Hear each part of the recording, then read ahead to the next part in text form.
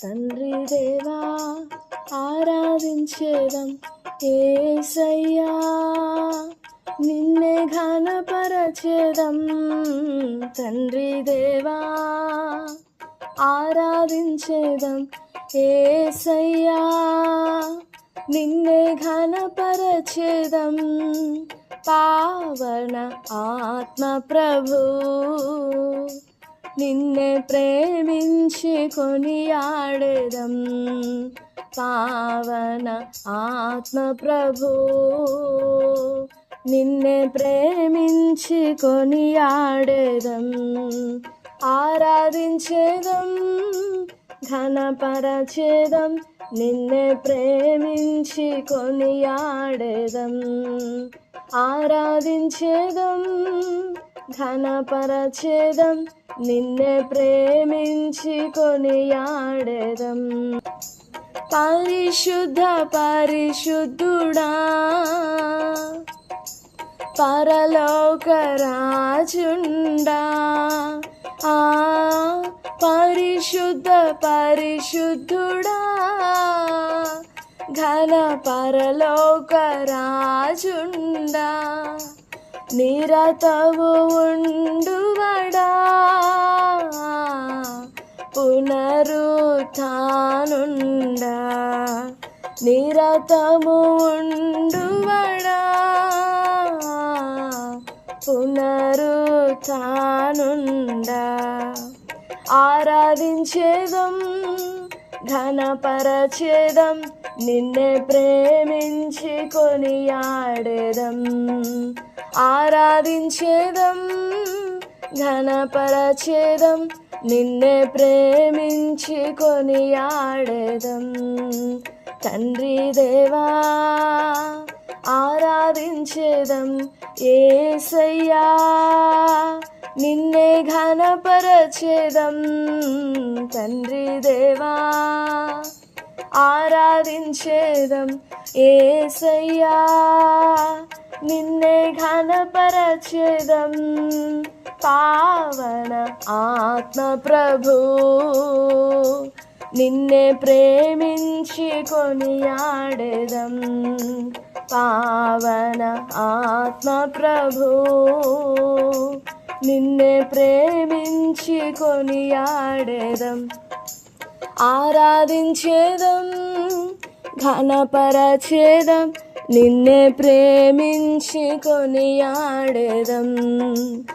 ఆరాధించేదం, ఘనపరచెదం, నిన్నే ప్రేమించి కొనియాడెదం. నిన్నే ప్రేమించి కొనియాడెదం. Praise the Lord, praise the Lord. యేసు ప్రభు వారి పరిశుద్ధ నామంలో మీకు మా హృదయపూర్వకమైన వందనాలు తెలియపరుస్తున్నా. ప్రియులారా, మీరందరూ బాగున్నారని ప్రభుని స్తుతిస్తున్నా. ఉదయకాల సమయంలో ప్రభు మనకిచ్చిన ప్రశస్తమైన సమయంలో మరలా అదే వచ్చిన చివరి మాటను ధ్యానం చేసుకుందాం. 119వ కీర్తన 6వ వచనం. నీ ఆజ్ఞలన్నిటినీ నేను లక్ష్యం చేయనప్పుడు నాకు అవమానం కలిగనేరదు. Then shall I not be ashamed when I have respect అంటూ ఆల్ దై కమాండ్మెంట్స్. దేవుడి వాక్యం మన వినికిడిలో దీవించునుగాక. ఆమేన్. నిజంగా మన జీవితంలో దేవుని మాటను హత్తుకోవడం చాలా శ్రేష్టమైన భాగం. దేవుని బిడ్డలైన వారికి ఇవ్వబడిన ఒక గొప్ప వరం అది. ఈ ఉదయకాలానికి రూతు గ్రంథంలో నుండి వెనుకదీసి చల్లారిపోయి హత్తుకొనకుండా లక్ష్య పెట్టకుండా ప్రభువును విడిచిపెట్టిన ఒక స్త్రీని గురించి ధ్యానం చేద్దాం. రూతు 1వ అధ్యాయము 15వ వచనం. ఆమె, ఇదిగో నీ తోడి కోడలు తన జనుల యొద్దకును తన దేవుని యొద్దకును తిరిగిపోయినదే, నీవును నీ తోడి కోడల వెంబడి వెళ్ళుమనెను. ఇక్కడ రూతు ఓర్పాలు ఇద్దరు కోడళ్ళు నయోమికి. వాళ్ళిద్దరూ కలిసి ప్రయాణమయ్యారు. మోయాబ్ దేశంలో ఉండగానే నయోమి తన దేవుడు తన ప్రజల్ని దర్శించాడని వినినప్పుడు మోయాబుని విడిపోవడానికి సిద్ధమై బెత్లెహేముకు వెళ్ళడానికి బయలుదేరింది. అప్పుడు వీరిద్దరు కూడా బయలుదేరారు. రూతు డెసిషన్తో ఓర్పా కూడా డెసిషన్ తీసుకునింది. 10వ వచనం. అంతట వారు ఎలుగెత్తి ఏడ్చి, నీ ప్రజల యొద్దకు నీ యొద్దకు వచ్చేదమని ఆమెతో చెప్పగా, ఇద్దరు అన్నారు ఆ మాట. నీ ప్రజల దగ్గరికి, నీ యొద్దకు, నీతో కలిసి మేము వస్తాం, నిన్ను ఒంటరిగా విడిచిపెట్టము, నిన్ను ఒంటరి దాన్ని చేయము, మేము కూడా వస్తాము అని ఇద్దరు ఎలుగెత్తి ఏడ్చారు, మొరపెట్టారు, మేము వస్తామని. కానీ చివర 14-15 వచనాల్లో చూసినప్పుడు మరలా రెండోసారి సెకండ్ టైం వారు మళ్ళా ఎలుగెత్తి ఏడవగా ఓర్ప తన అత్తను ముద్దు పెట్టుకొనెను, రూతు తన అత్తను హత్తుకొనెను. ఎందుకని ఫస్ట్లో ఉండిన డెసిషన్ ఓర్పాలో కంటిన్యూస్గా లేకపోయింది. మన జీవితంలో కూడా ఎన్నో పరిస్థితులు ఎదురవుతుంటాయి, ఎందరో మనుషులు ఎదురవుతుంటారు, తారసపడుతుంటారు, ఎన్నో సిచ్యువేషన్స్ మనం ఫేస్ చేయాల్సి ఉంటుంది. కానీ we should not draw back our decisions. We shouldn't be deviated by those people or by those situations. We have to cling on to God's promise. We have to hold fast whatever we are holding. నువ్వు పట్టుకున్న దానిని గట్టిగా పట్టుకో, దాన్ని ఎవ్వడును అపహరింపద్దు, ఏది అపహరింపకూడదు, నీ భయం అపహరింపకూడదు. ప్రకటన గ్రంథం 2వ అధ్యాయం 25వ వచనం, నేను వచ్చు వరకు మీకు కలిగి ఉన్న దానిని గట్టిగా పట్టుకొనుడి.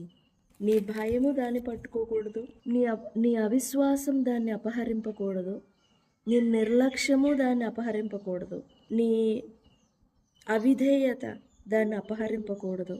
మనం అనుకుంటాం బయట నుండి ఎవరో శత్రువులు వచ్చి మన నెమ్మదిని దొంగిలించారు, లేదా మన సమాధానాన్ని దొంగిలించారు, మన ప్రేమని దొంగిలించారు, మన విశ్వాసాన్ని దొంగిలించారు, మన ప్రార్థనని దొంగిలించారు అనుకుంటాం. But it's a big no. బయట ఎవరో మనల్ని దొంగిలించడం కాదు, మన అవిశ్వాసమే మనలను దొంగిలిస్తుంది. మనం పట్టుకున్న విశ్వాసాన్ని. విశ్వాసం మీద దాడి చేసేది అవిశ్వాసమే కదా. ప్రార్థన మీద దాడి చేసేది ప్రార్థన మీద నిర్లక్ష్యమే కదా. ప్రకటన 3వ అధ్యాయం 11వ వచనం, నేను త్వరగా వచ్చుచున్నాను, ఎవడును నీ కిరీటమును అపహరింపకుండునట్లు నీకు కలిగిన దానిని గట్టిగా పట్టుకొనుము. It is not the Lord who keeps guard on your crown. నీ కిరీటాన్ని ప్రభు కాపాడడు. You yourself have to hold on to it. దేవుడని తీసుకువెళ్ళాల. రూతుని చెయ్యి పట్టుకొని ఒక మేఘం పంపించి లేదా ఒక రథాన్ని పంపించి రూతుని నయోమిని దేవుడని తీసుకుపోలేదు. They went on their own selves. తనతో కూడా వచ్చుటకు ఆమెకు మనస్సు కుదిరినదని నయోమి తెలుసుకున్నప్పుడు అందుని గురించి ఆమెతో మాట్లాడుట మానెను గనుక వారిద్దరు బెత్లెహేమునకు వచ్చే వరకు ప్రయాణం చేసిరి. They both walked together, they both talked together, they both believed together, they both have the same decisions, same understanding, same beliefs. But why couldn't Orpah joined with them? ఎందుకని ఓర్పా ఏకీభవించలేకపోయింది? పత్రిక 4వ అధ్యాయము 2వ వచనం, వారికి ప్రకటింపబడినట్లు మనకును సువార్త ప్రకటింపబడెను, కానీ వారు వినిన వారితో విశ్వాసము గలవారై కలిసి ఉండలేదు కనుక విన్న వాక్యము వారికి నిష్ప్రయోజనమైనదాయను. For unto us was the gospel preached as well as unto them, but the word preached did not profit them, not being mixed with faith in them that heard it. కలిసి ఉండలేదు. When you don't have enough faith in your life, you have to join with those who have that faith. When you don't understand what is the way, you have to join the people who are walking in that righteous path. Orpah తనకి ఎలాగ అర్థం అవ్వలేదు, అలాంటి వివేకం చాలలేదు. She should have followed Ruth, but she chose to not do that. That is how we cling on to God. That is how we embrace God. By any means, we have to cling on to God. We have to we have to embrace God. లూకాసు వార్త 9వ అధ్యాయం 62వ వచనం. యేసు నాగటి మీద చెయ్యి పెట్టి వెనుక తట్టు చూచు వాడెవడును దేవుని రాజ్యమునకు పాత్రుడు కాడని వానితో చెప్పాను. And Jesus said unto him, No man having put his hand to the plow and looking back is fit for the kingdom of God. ఇంకా చెయ్యి వేయక మునిపే వెనక్కి తిరిగి చూస్తున్నామనంటే ఏంటి దాని అర్థం? కొంతమంది అంటారు బాప్తిసం తీసుకోక మునిపే, ఒకవేళ తీసుకుంటే నేను సరిగా నిలబడనేమో, ఒకవేళ బాప్తిసం తీసుకుంటే నేను విశ్వాసంగా నడవలేనేమో, ఒకవేళ నేను అలా ప్రవర్తింపలేనేమో, ఒకవేళ నేను అలా చేయలేనేమో. అలాంటి మనస్సంతా ఈ వచనానికి సంబంధించింది. వెనక్కి చూడటం. Why do you look back? విడిచి వచ్చిన పాపం వైపు చూడటం, విడిచి వచ్చిన అలవాట్ల వైపు చూడటం, విడిచి వచ్చిన పద్ధతులు ప్రవర్తన వైపు చూడటం. Why do you look back? ఏ దుష్టత్వం, ఏ పాపం, ఏ అపవిత్రత కొరకు ప్రభు సిలువ వేయబడి చంపబడి మరణించినారో ఆ పాపం వైపు చూడడం ఎందుకు? మరలా ప్రభుని ఎంత గాయపరిచింది ఆ పాపం, ప్రభుని ఎంత అవమానం పాలు చేసింది ఆ పాపం, ప్రభుని ఎంత తగ్గించింది ఆ పాపం. Why are you looking back? And why don't you look on to Jesus? 12వ అధ్యాయం 1వ వచనం. విశ్వాసమునకు కర్తయు దానిని కొనసాగించు వాడునైన యేసు వైపు చూచుచు. So let us look unto him, look up to him. ఆయన వైపు చూద్దాం, లక్ష్య పెట్టుదాం ఆయన మాటలను, ఆయనను హత్తుకుందాం ఆయనను. ఈ వచనంలో ఎన్ని దీవెనలు ఉన్నాయో ఆ దీవెనలన్నీ మన ప్రవర్తనలో, మన హృదయంలో నింపబడినట్లు ప్రభు సాయం కోరుకుందాం.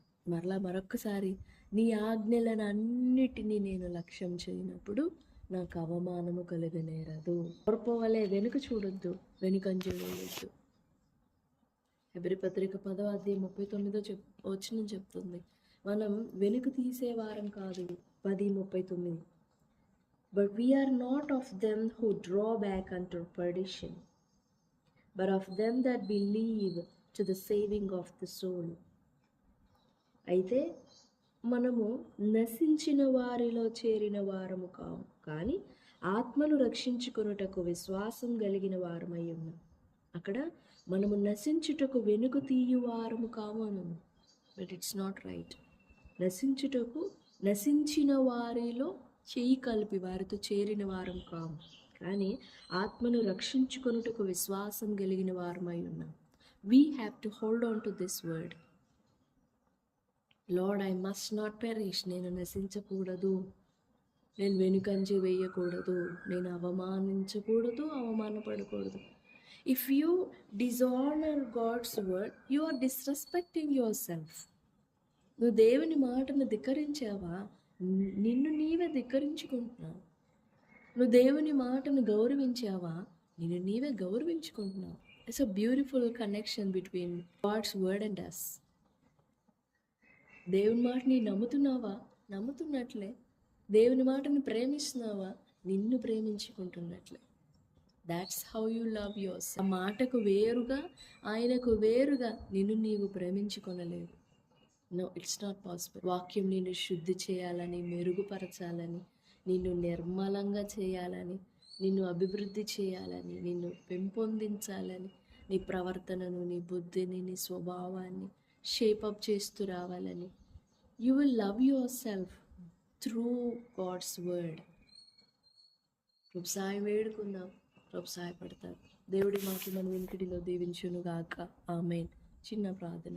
మంచి యేసయ్య, గొప్ప దేవ, బలమైన ఘనమైన మా తండ్రి, ఈ నామమునకు వందనం చెల్లిస్తూ ఉదయకాల సమయంలో ఈ మాటలు వినిచిన బిడ్డలందరినీ పేరు పేరున దర్శించండి ప్రభువా. 119:6 వచనంలో నుండి ఎన్నో విషయాలు మాతో మాట్లాడుతూ వచ్చారు దేవా. మీ ఆజ్ఞలను మేము లక్ష్యం చేయనప్పుడు మాకు అవమానం కలుగనేరదని మాట్లాడుతూ వచ్చారు.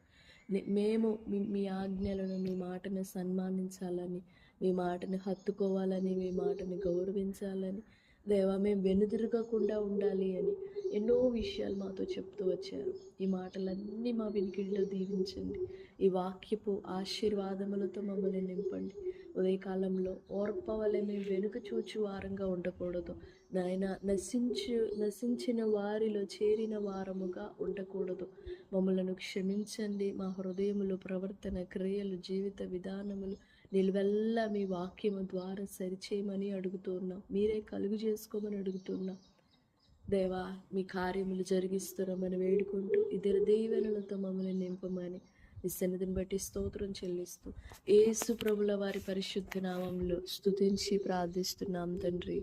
ఆమేన్, ఆమేన్. Praise the Lord. God bless you all. Have a great day.